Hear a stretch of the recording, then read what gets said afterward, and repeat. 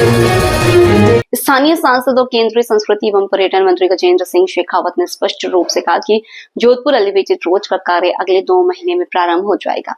वो बुधवार को एयरपोर्ट पर मीडिया से बातचीत कर रहे थे।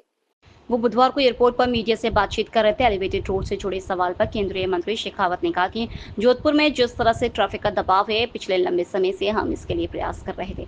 कई तरह के तकनीकी अध्ययनों के बाद कुछ छोटी मोटी दिक्कतों को पार किया गया। मैं धन्यवाद करना चाहता हूं देश के प्रधानमंत्री जी और नितिन गडकरी जी का। उन्होंने जिस तरह का वादा हमने किया था उसके अनुरूप जोधपुर को यह सौगात दी है। शेखावत ने कहा कि मुझे लगता है कि सभी तरह की तैयारी हो चुकी है, टेंडर डॉक्यूमेंट पब्लिश हो गया है, टेंडर भी हो जाएगा और अगले 2 महीने के अंदर काम प्रारंभ हो जाएगा।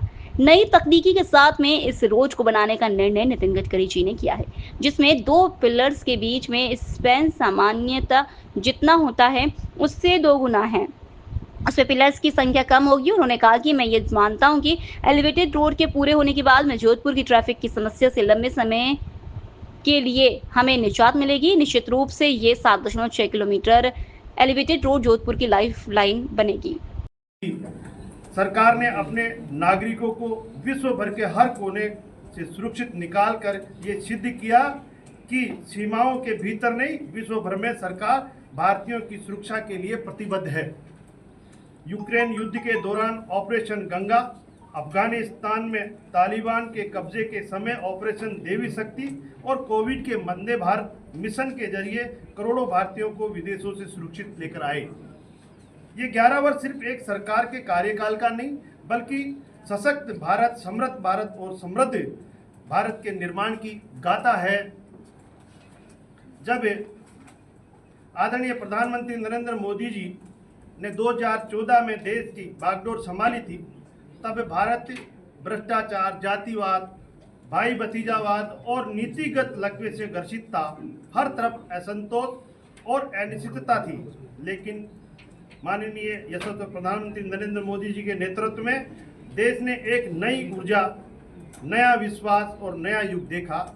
सबका साथ, सबका विश्वास और सबका प्रयास के मंत्र के साथ उन्होंने देश को सिर्फ संभाला ही नहीं, बल्कि उसे आगे ले जाने की दिशा दी है। आज देश का प्रत्येक नागरिक इस परिवर्तन को महसूस कर सकता है। 81 करोड़ से अधिक गरीबों को मुफ्त राशन मिला, जिसमें कोई भी गरीब पेट खाली नहीं लेकर सोए। पीएम गरीब कल्याण अन्न योजना ने न सिर्फ भूखमरी से लड़ाई लड़ी, बल्कि आत्मसम्मान को भी लौटाया है। छोटे व्यापारियों के लिए पीएम स्वनिधि योजना में 68 लाख से अधिक हेड पटरी वालों को लोन मिला। जन धन योजना के अंतर्गत 55 करोड़ से अधिक बैंक खाते खुले और डायरेक्ट बेनिफिट ट्रांसफर के जरिए 44 करोड़ रुपए सीधे लाभार्थी के खाते में पहुंचे, जिससे भ्रष्टाचार पर सीधा प्रहार हुआ। ये केवल आंकड़े नहीं, ये इस बात का प्रमाण है कि मोदी सरकार ने अंतिम पंक्ति के अंतिम व्यक्ति तक विकास की रोशनी पहुंचाई है। रहने को मकान, जीने को सम्मान। पीएम आवास योजना के तहत 4 करोड़ से अधिक घर स्वीकृत किए हैं। इसमें राजस्थान में भी लाखों गरीबों को अपना पक्का घर मिला है और हमारे यशस्वी मुख्यमंत्री श्री भजनलाल जी शर्मा जी के नेतृत्व में इस योजना को और तेज गति मिली है।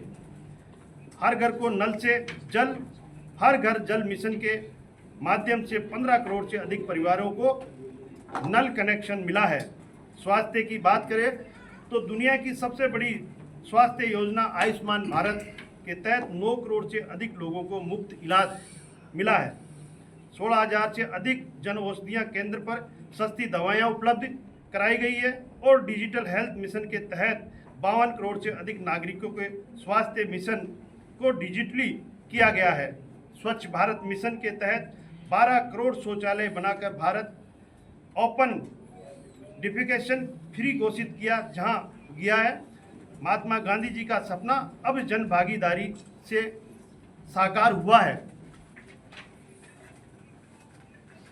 अब बात करें आत्मनिर्भर भारत की, तो योजना को लटकाया, अटकाया, भटकाया गया। अपने राजनीतिक स्वार्थ के लिए जिन लोगों ने अटकाया और भटकाया, और उसका दोषारोपण भारत सरकार पर, माननीय मोदी जी पर, उस समय के जल शक्ति मंत्री पर किया गया। उसके कारण से राजस्थान को खामियाजा भुगतना पड़ा। अगर उस समय में कर दिया गया होता तो आज ये परियोजना साकार रूप ले चुकी होती और राजस्थान के लगभग 40% से ज़्यादा आबादी और राजस्थान के लगभग 45% भूभाग को पीने के पानी की सिक्योरिटी हो जाती, 2 लाख हेक्टेयर से ज़्यादा ज़मीन से अभिसिंचित हो जाती, लाखों किसानों के जीवन परिवर्तित हो जाता, इंडस्ट्रियलाइजेशन हो जाता। लेकिन जिन लोगों ने इस तरह का पाप किया उनकी सजा प्रदेश की जनता ने उनको दी। अभी हमारा संकल्प है और हम संकल्प को सिद्ध करने के लिए पूरी ताकत से जुटे हैं। लोकल से लेकर ग्लोबल तक की खबरों के लिए देखते रहिए सच्ची रिपोर्ट।